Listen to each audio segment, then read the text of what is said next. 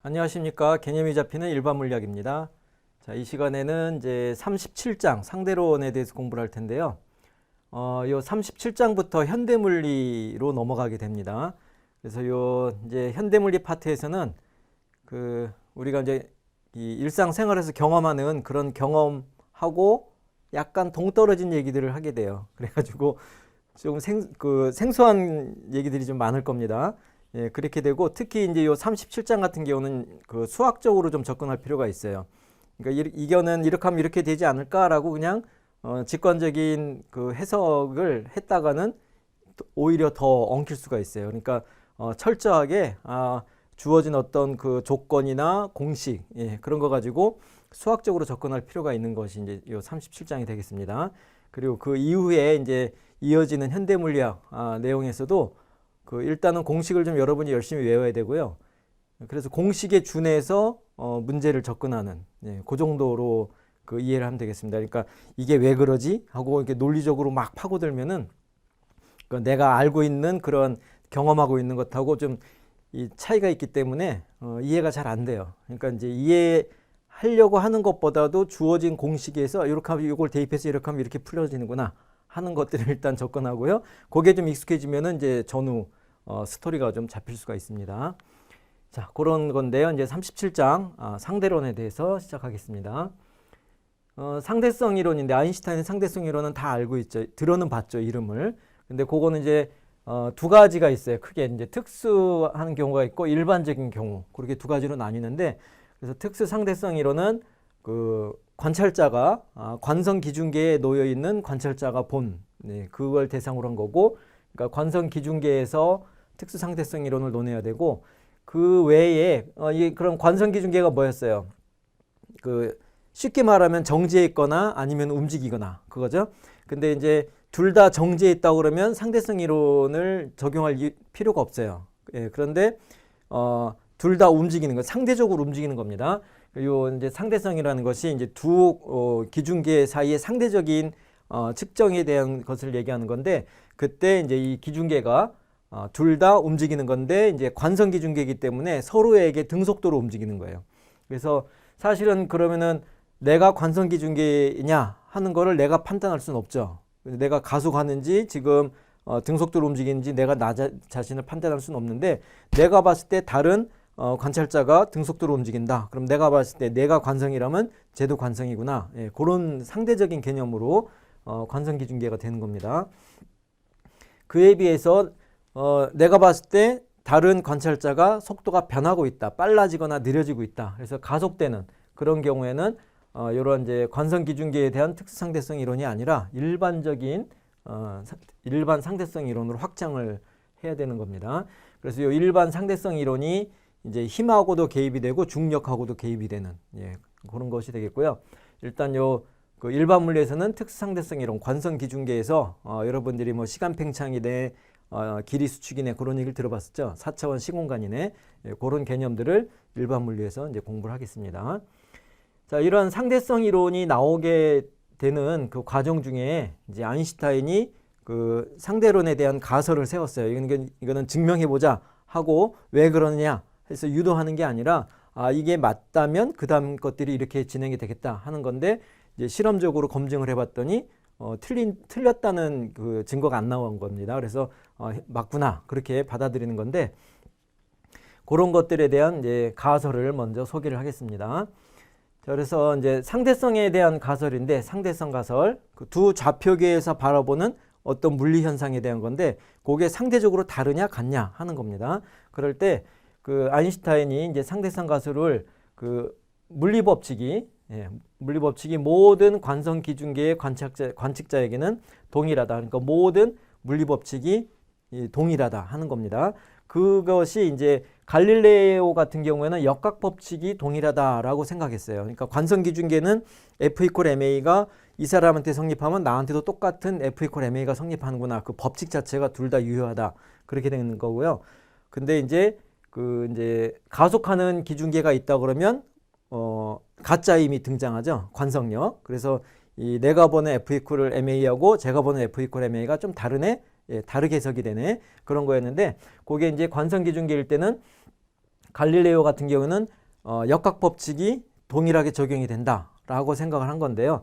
아인슈타인은 이게 역학 법칙만이 아니라 모든 물리 법칙, 그러니까 전자기하에 해당하는 그런 모든 물리 법칙이 쿨롬 법칙이니 뭐니 하는 것들을 다 포함해서 그런 게 다 그 관성 기준계의 경우에 모두 동등하게 적용이 된다 하는 거예요. 그러니까 이제 내가 보는 게 더 맞다, 네가 관찰한 게 더 정확한 더 맞는 것 같다. 예, 뭐가 더 우선이다. 그런 우선이 되는 좌표계가 없다 하는 거예요. 서로 대등하다 하는 겁니다. 그래서 상대적으로 해석이 돼야 된다는 거죠.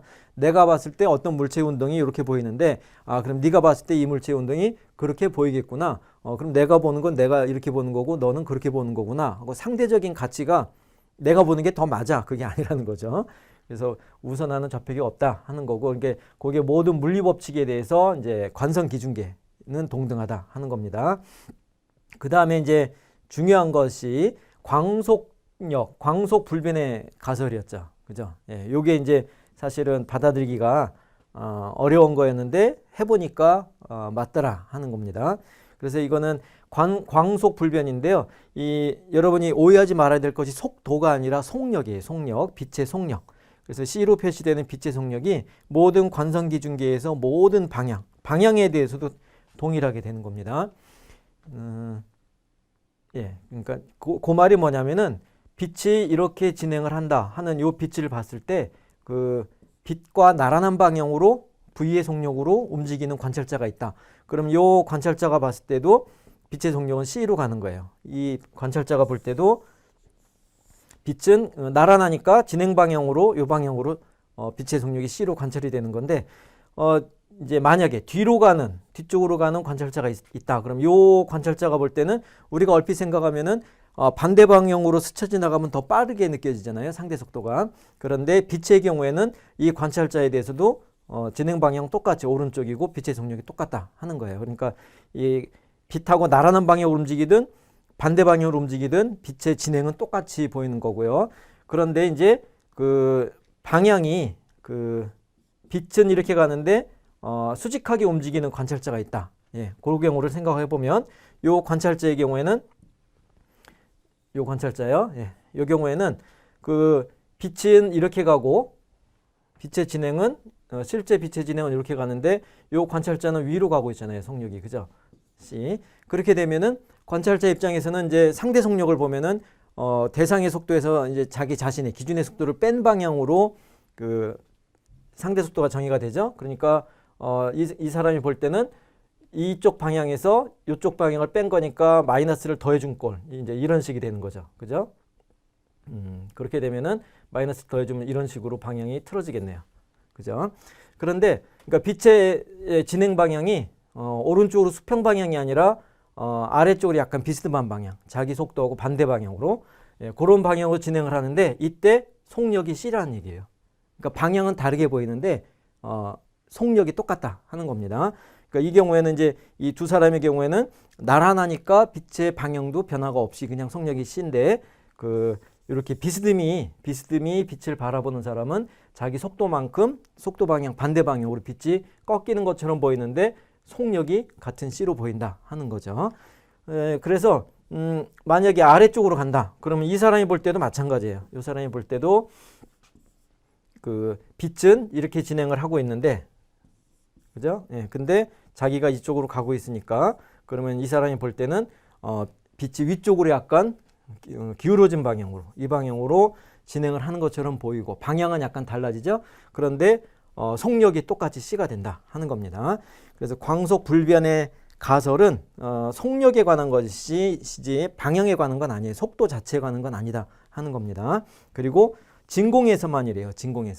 진공이 아닌 매질 속으로 들어가면은 이게 속력도 일정하지 않을 수가 있어요.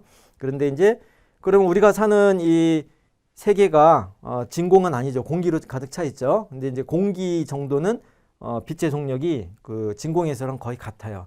공기의 굴절률이 거의 1이죠. 그렇기 때문에 공기 안에서 빛의 속도가 거의 변화가 없기 때문에 이제 공기 중에서는 똑같이 빛의 속력이 이제 일정하다 그렇게 보는 건데 원칙적인 것은 진공에서의 빛의 속력이 이 관찰자의 운동 방향하고도 상관없이 속력이 항상 같다 하는 것이 광속 불변의 가설이다 하는 겁니다. 이런 가설을 이제 유도한 게 아니죠. 이건 이제 뭐 어떤 조건식으로부터 이렇게 쭉 계산을 해보니까 이런 결과가 나왔다. 그게 아니고요. 말 그대로 가설이에요. 그래서 이 가설은 실험적으로 해봐가지고 빛의 속력이 다르게 측정이 되는 경우가 있는가 하는 거를 이제 찾아본 겁니다.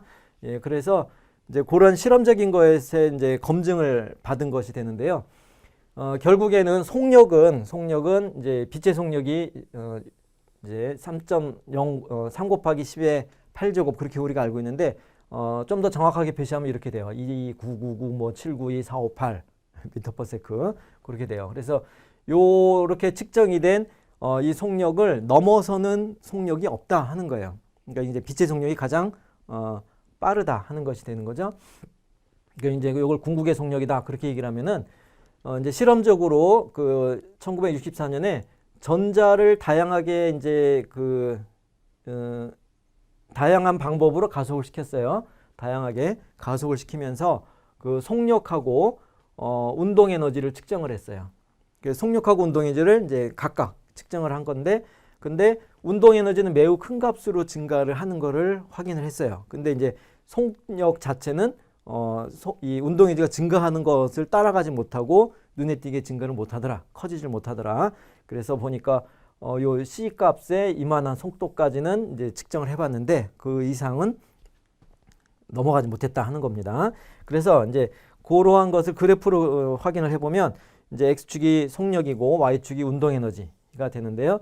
이것이 속력이 점점점 증가할수록 운동 에너지도 이제 증가하겠죠. 그러니까 이게 고전적으로 봐서는 2분의 1의 m v 제곱이니까 2차 곡선 형태로 증가하겠죠. 그러니까 여기 이 부분은 2차 곡선 형태로 쭉 증가를 했을 거예요. 그렇게 되는데 속력이 거의 빛의 속력, 이게 이제 빛의 속력이 되죠. 궁극의 속력. 요 속력에 점점 다가갈수록 운동 에너지는 급격하게 증가를 해요. 이게 점 찍은 것이 실험값이 되는 겁니다. 그래서 급격하게 증가하는데 실제로 속도는 요 궁극의 속력을 넘어가지 못하고 이제 거의 무한히 접근하는 그런 꼴이 되더라 하는 것이 실험적으로 관찰이 된 겁니다.